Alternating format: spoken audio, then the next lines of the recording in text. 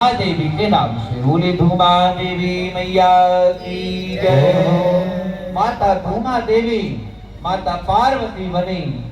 माता पार्वती अब वेद तो धर्म को प्राप्त हो गई, माने विधवा हो गई माता पार्वती। तीनों लोगों में भ्रमण करती रही, कहीं भी माता पार्वती को शांति नहीं मिली। अब माता पार्वती भगवान नारायण के पास गई और नारायण से जाकर कहा, प्रभु मेरे पति को वापस कर दो बस।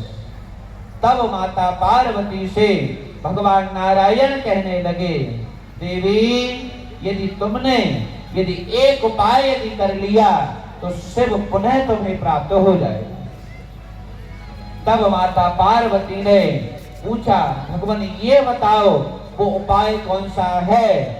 तब माता पार्वती से नारायण कह रहे हैं, देवी यदि कोई माता यदि शिवरात्रि के दिन अपने घर से एक चुनरी लेकर आए और श्रृंगार की सामग्री को लेकर आए, उसमें काजल, महावर, आप जानते होंगे जो सौभाग्यशाली नारी जो दान करते हैं, काजल, महावर और चूड़ी और एक नीचे चुनरी रख करके, एक आटे का दीपक रख करके और सिर के सम्मुख रख करके और अपनी मन की प्रार्थना करके और अपने ऊपर से एक बार घुमा करके और जो शिव मंदिर में जो नारी यदि चढ़ा देती है तो नारी कभी वेदत्त धर्म कभी प्राप्त होने वाली नहीं है।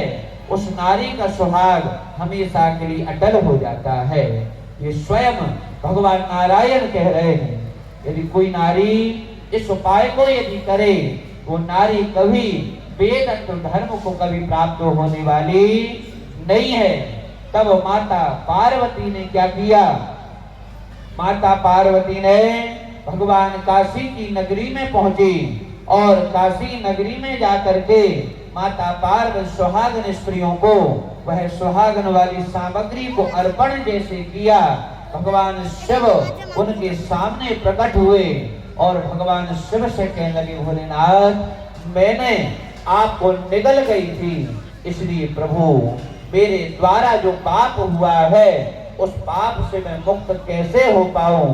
तब भगवान शिव कहने लगे, हे पार्वती यदि कोई नारी यदि पति का अपमान कर दे, उससे लड़ाई यदि कर ले और जो नारी भगवान शिव पर 3 बील पत्र राम नाम लिख करके और भगवान शिव को यदि समर्पित करती है तो अनजाने में भी यदि पति से यदि बुरा बोल दिया है, उस पाप से नारी को मुक्त होकर वो नारी हमेशा पतिव्रत धर्म को प्राप्त हो ही जाती है। बोले शंकर भगवान की।